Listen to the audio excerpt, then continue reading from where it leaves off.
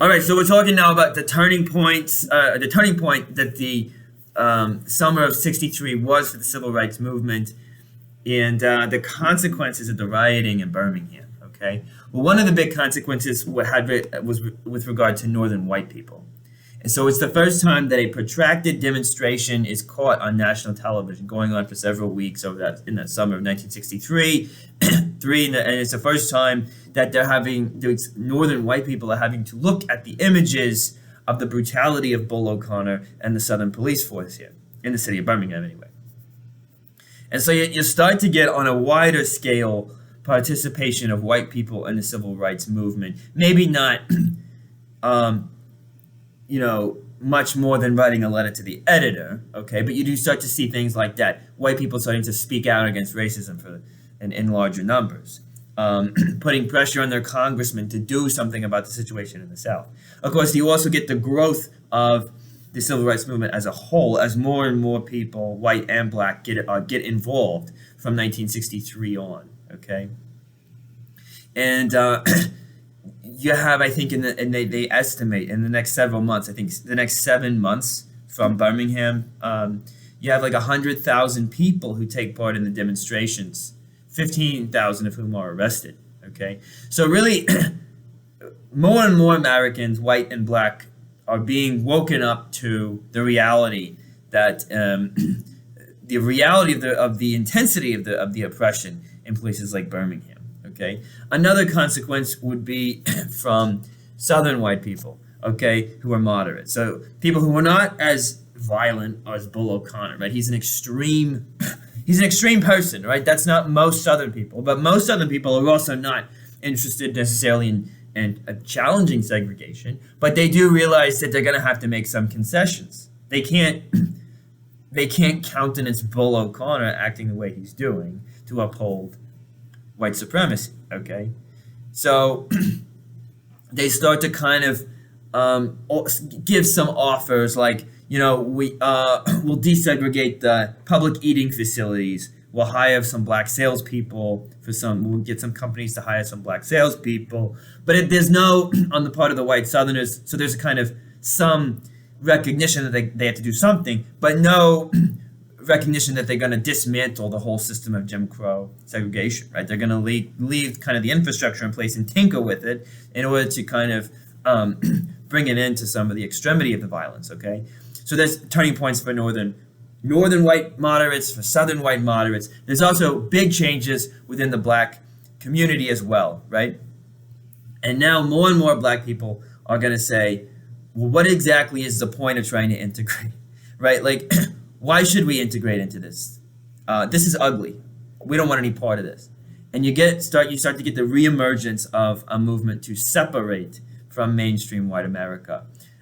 This goes all the way back to the early Republic in the aftermath of the Revolutionary War in Massachusetts, when you had a group of black people who offered to serve in the Massachusetts militia to suppress, to serve in the militia, and they were rejected. Well, and then they said, well, if you're not going to let us serve, we're going to go back to Africa. Well, I think I mentioned that last week, but it also came back in the 1920s, okay, with Marcus Garvey and his kind of idea, like, let's just serve the black community, keep it intact, not try to become integrated to white America. Don't worry about that. So this separatist movement kind of gathers strength in the aftermath of this violence.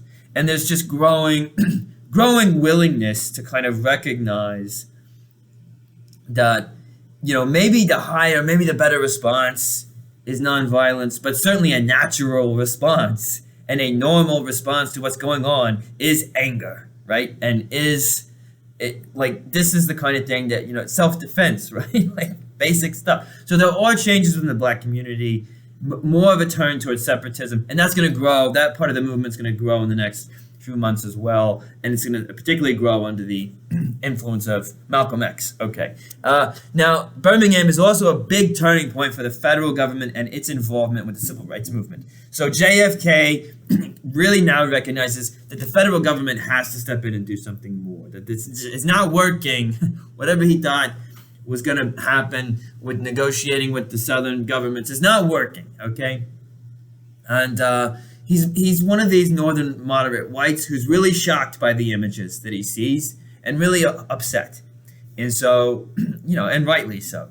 And so he's really sincerely upset, but also he's thinking, like, this is not good for America's image abroad. We're still in the middle of the Cold War. We can't claim to be leading the free world when this is happening in the South. We can't claim to have a freedom-loving culture in contrast to the Soviets when when our federal government is allowing the rights of our citizens to be trampled on this way. So he also is afraid the violence is just going to get worse if he does nothing. So he finally gives permission to his aides to begin drafting a civil rights bill, something that he had actually talked about in the campaign of 1960, but never done anything about. Okay, and so he announces the legislation in June of 1963 on national TV, and he does so in reaction to another event in Alabama, which was when two black students tried to enroll in the State University of Alabama, and the governor came out and said he would never let that happen. And then Kennedy comes on that night and announces the Civil Rights Bill in very strong language, right? That we can't allow any one of our citizens' rights to be trampled on, because what good is our Constitution, essentially, at that point? It's good, but it needs to be implemented for everyone, right? So that same night that JFK makes the announcement about the Civil Rights Bill, there's another tragedy. And Medgar Evers was a activist in the civil rights movement from the late 1940s. He was one of these veterans that had come back from the war, had tried to vote, had not been able to vote, and who then really starts to get involved in trying to combat white supremacy. And he'd been involved with the NAACP for a long time. And in June of 1963, he was a field secretary. He's an activist out in working with local communities trying to promote voting rights. And he had been in Jackson, Mississippi, which is the capital. He'd been at an NAACP meeting in this night of Kennedy's speech announcing the Civil Rights Bill. And he stays at the meeting late. He gets in his car. He goes home. At his home, there's a sniper waiting, I guess in the bushes. I'm not sure exactly where.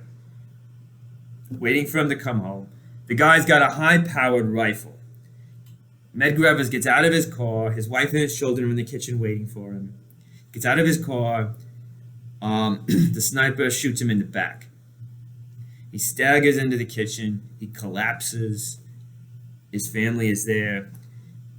They call the ambulance. He dies on the way to the hospital. Okay?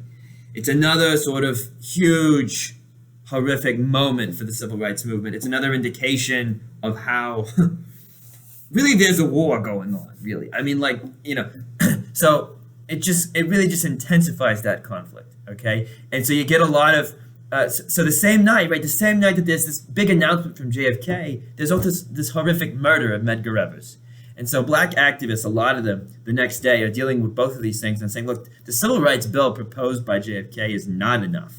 It doesn't offer any solutions to police brutality. It doesn't offer any path forward for preventing discrimination with employment. It's not good enough, right? And then you've got other moderate black activists like Martin Luther King Jr. who are saying, okay, it's not perfect, the bill that Kennedy's proposing, but it is something. And it's the beginning, we can say now, a better collaboration between the movement and the federal government, and we can improve on the bill as we go forward. So those who support the bill, the moderates within the civil rights movement, they start to plan a march on Washington for the summer of 1963 in support of the bill, but also to push for more legislation from Congress, legislation protecting black people from discrimination in terms of employment, okay? Now this march, which we're going to talk about tomorrow, is one of the biggest moments in the civil rights movement. It's also the stage on which Martin Luther King Jr. will give probably his most famous speech, the I Have a Dream speech, okay? But this march is there coming out of this summer of violence of 1963 in Birmingham, this big turning point where everyone's facing the reality of the Jim Crow suppression in the South, and now the march here is to build support for civil rights bill and congressional intervention to promote and protect the rights of Black people in the South. All right, seniors, be good.